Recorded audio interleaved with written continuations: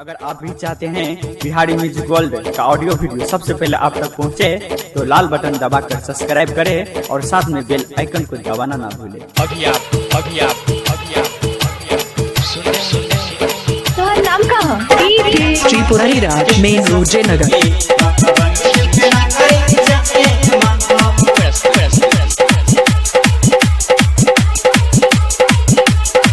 कान्हे हमर लेके ये सखी बाबा बहिज के नगरी जाए महो डीजे महाकाल त्रिपुरारी राज हमर मेन रोड लेके जयनगर। ये सखी बाबा बहिज के नगरी जाए महो भंग धतूरा बेल पात भंग धतूरा बेल पात अब भोले बाबा के चढ़ाए महो कान्हे हमर लेके ये सखी बाबा बहिज के नगरी जाए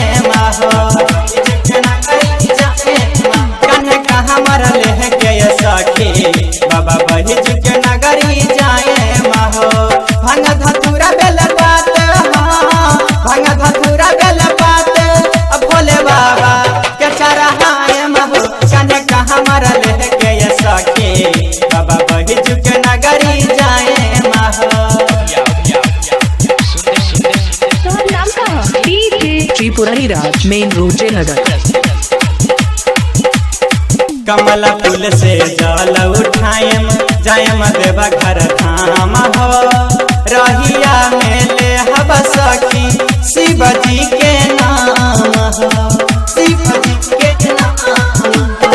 कमल फूल से जल उठाएम जायम देवा घर धाम हो रहिया में ले हब सखी शिव जी के नाम हो बाबा के गहराएम हो बाबा के गहराएम सब समारी के जल चढ़ाएम डीजे महाकाल त्रिपुरारी राज मेन रोड जयनगर। बाबा बहिज के नगरी जाएम हो।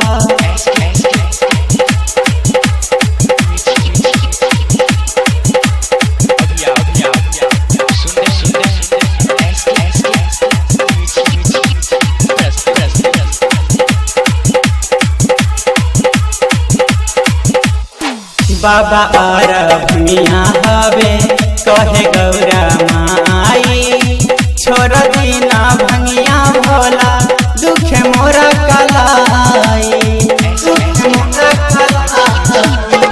बाबा आरभनिया हवे कहे गौरा माई छोड़ दीना भंगिया भोला दुख मोरा कलाई। गावताटे गीतिया सखी संतो सभी त्रिपुरारी राज मेन रोड जयनगर। बाबा बहिज के नगरी जाए महो कन्हे हमर लेके ये सखी बाबा बहिज के नगरी जाए महो कन्हे हमर लेके ये सखी बाबा बहिज के नगरी जाए महो भंग धतूरा बेल पात भंग धतूरा बेल पात अब भोले बाबा के चढ़ाए महो कन्हे हमर लेके ये सखी बाबा बहिज के डीजे महाकाल नगरी त्रिपुरारी राज मेन रोड जयनगर। अगर आप भी चाहते हैं बिहारी म्यूजिक वर्ल्ड का ऑडियो वीडियो सबसे पहले आप तक पहुंचे, तो लाल बटन दबाकर सब्सक्राइब करें और साथ में बेल आइकन को दबाना ना भूलें। अभी आप